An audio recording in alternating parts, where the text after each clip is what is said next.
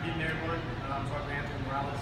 Today I'm giving a quick class on the SFST, Standard Field Sobriety Testing.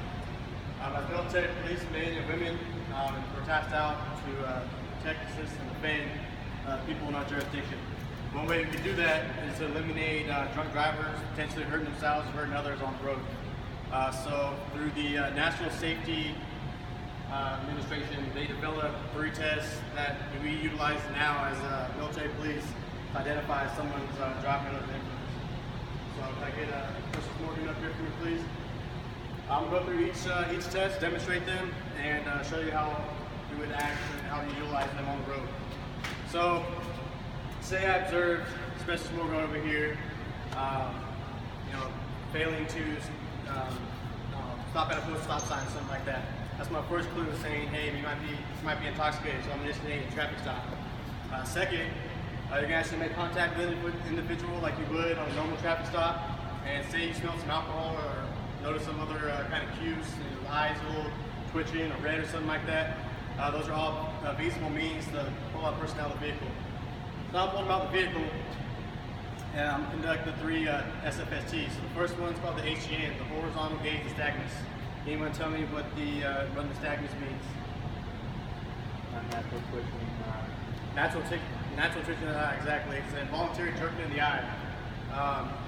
That's our most effective test that you can do, because it doesn't matter who you are. If you've been drinking alcohol, your eye's going to be jumping a little bit. So I'm going to go ahead and demonstrate that. You stand right in front of me. So you can tell the individual, can you put your feet together, arms down to the side. You're going to utilize a stimulus. We all got pens on us. It's probably the best tool to use. You can instruct the individual. Do you see the top of my pen? All right, with your eyes and your eyes only, without moving your hand, follow this pen, or tip of this pen. You understand? So you make sure the individual understands. You want to keep the pen approximately an inch off his eyes. What I'm doing right now is checking his resting nystagmus, pretty much seeing looking at his equal pupil size and seeing if his eyes are working already. You're always going to start to the right. You're going to do 2 passes for each eye. It's going to be a total of 4 right now. I'm checking for equal tracking. And lack of smooth pursuit.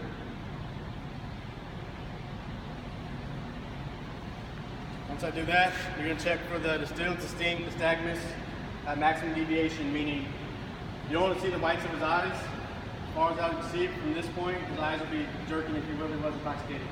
You're going to hold that total of 4 seconds.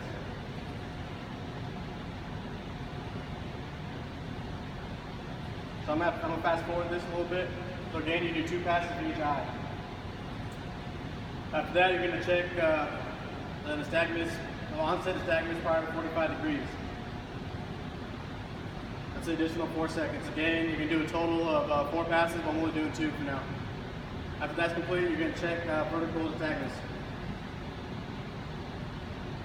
Again, only for 4 seconds, 2 passes. That's your HGN. Questions? All right, this test right here, the HGN, is calculated at 88% accurate if you were to utilize this on a possibly drunk individual. Next test is the walk and turn. You're going to instruct the individual. If there's a line, if not a line, luckily we have a line right here. So I'm going to instruct the individual to get on this line. And with your left foot, you place your left foot on that line. Right foot in front of it. Arms down to the side. You're going to tell the individual, once you get in this position, do not start the test, do not move. You're going to make sure he understands. So you're going to ask him, do you understand?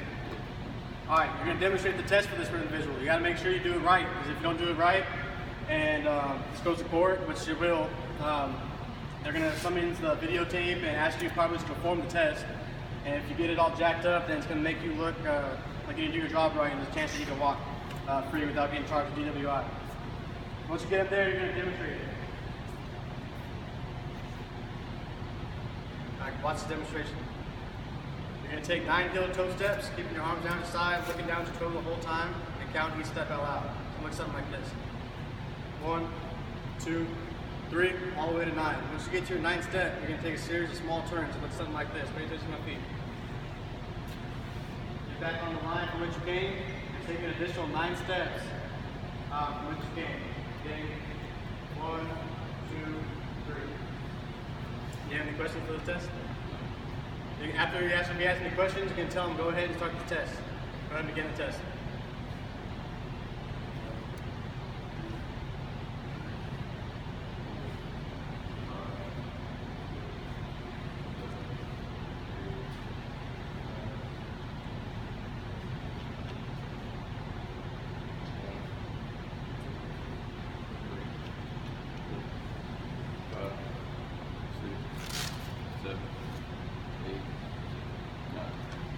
Alright, again, that's the walk and turn.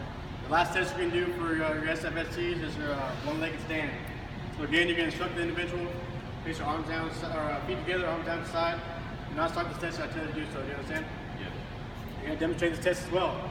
You're going to tell the individual, instruct the individual to raise his foot, either foot. It's up to the individual. Approximately 6 inches off the ground, toe pointed forward, and keep eye contact with his toe. Again, tell him to count in a manner like this: 1001, 1002, 1003, until I tell him to stop. While you're doing so, you're going to record, or you're going to time the individual. You're going to time for 30 seconds. Once he gets to 30 seconds, you complete the test. Once he understands, you demonstrate it, you go ahead and have him start the test. Do you understand the test? Go ahead and start.